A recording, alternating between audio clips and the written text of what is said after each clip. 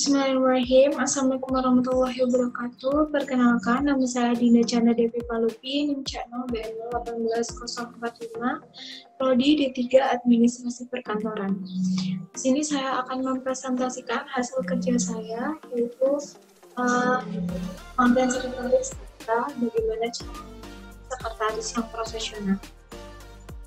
Baik, saya akan share screen PowerPoint yang sudah saya buat.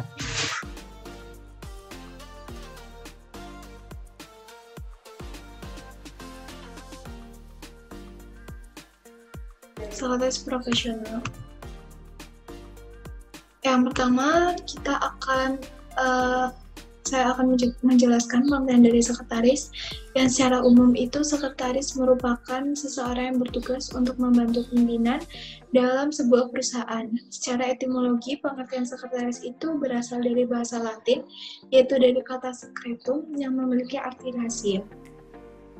Dan menurut para ahli, yang pertama itu menurut Hartiti Hendrato dan Tulus, bahwa pengertian sekretaris merupakan orang yang membantu seseorang, dalam hal ini adalah pimpinan dalam melaksanakan tugas perkantoran. Dan yang kedua, menurut Daliangji, sekretaris itu seorang petugas yang pekerjaannya itu adalah menyelenggarakan dalam urusan surat menyurat, termasuk juga menyiapkan bagi pejabat. Dan di sini ada peran dan tugas sekretaris. Yang pertama, peran terhadap atasan.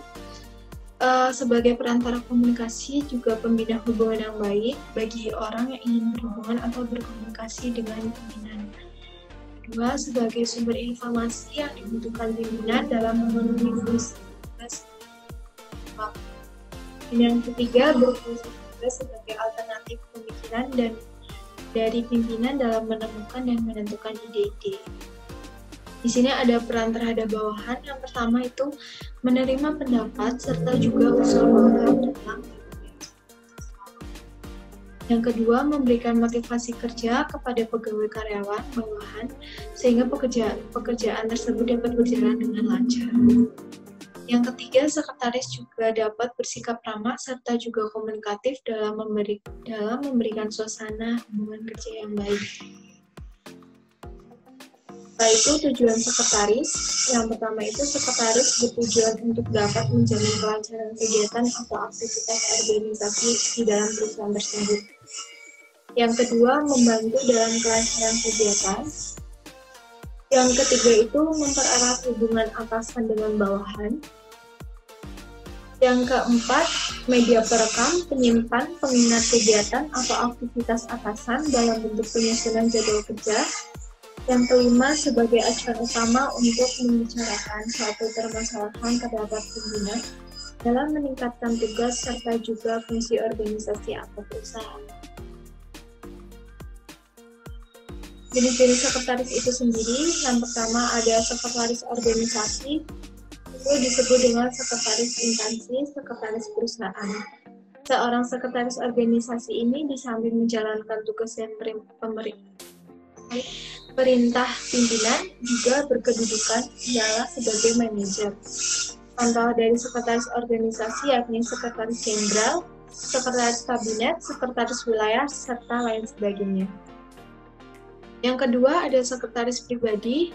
Sekretaris pribadi ini merupakan seseorang yang mengerjakan kegiatan atau aktivitas perkantoran untuk dapat membantu seseorang serta juga itu sifatnya itu pribadi.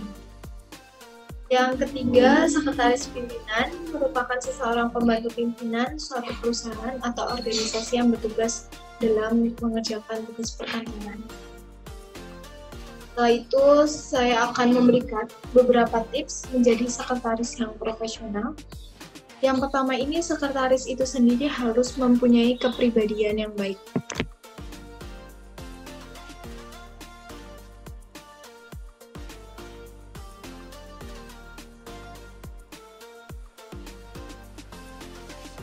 Kepribadian yang baik itu akan membuat seseorang sekretaris lebih baik sehingga meminimalkan anggapan negatif orang lain. Itulah mengapa kepribadian itu sangat penting dalam menentukan keberhasilan. Yang kedua, pandai berbicara di depan publik. Seorang sekretaris memiliki peran penting dalam suatu perusahaan yang sering bertindak sebagai penghubung perusahaan dengan klien atau investor. Sekretaris itu sangat diperlukan karena dapat mengoptimalkan kemampuan komunikasi secara profesional dan sistematis. Yang ketiga, membuat citra baik untuk perusahaan. Citra perusahaan itu adalah hal yang harus dijunjung tinggi karena sekretaris itu adalah tangan kanan dan kepercayaan langsung bagi seseorang pimpinan. Seorang sekretaris harus menampilkan citra perusahaan, maka dari itu seorang sekretaris harus menampilkan citra baik perusahaan. Yang keempat adalah mengerti dengan teknologi. Teknologi bagi sekretaris guna menunjang tugas-tugasnya, maka sekretaris harus memiliki kemampuan di bidang teknologi. Untuk itu, sekretaris harus senantiasa memperluas pengetahuan dalam hal teknologi khususnya dan belajar dalam kegagalan dari masa lalu. Yang kelima, sekretaris itu harus bisa menjaga rahasia dari pimpinan.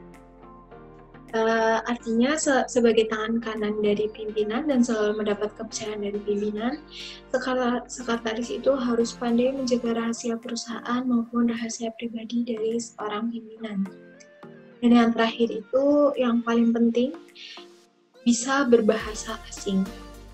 Nilai tambah bagi sekretaris itu karena biasanya sekretaris selalu diminta oleh pimpinan untuk bertemu dengan investor yang berasal dari luar negeri atau bisa menjadi pengganti dari pimpinan tersebut. Baik, segitu saja presentasi yang bisa saya sampaikan. Apabila ada kekurangan, mohon dimaafkan. Dan semoga presentasi yang saya berikan bisa bermanfaat bagi kalian semua. Terima kasih. Wassalamualaikum warahmatullahi wabarakatuh.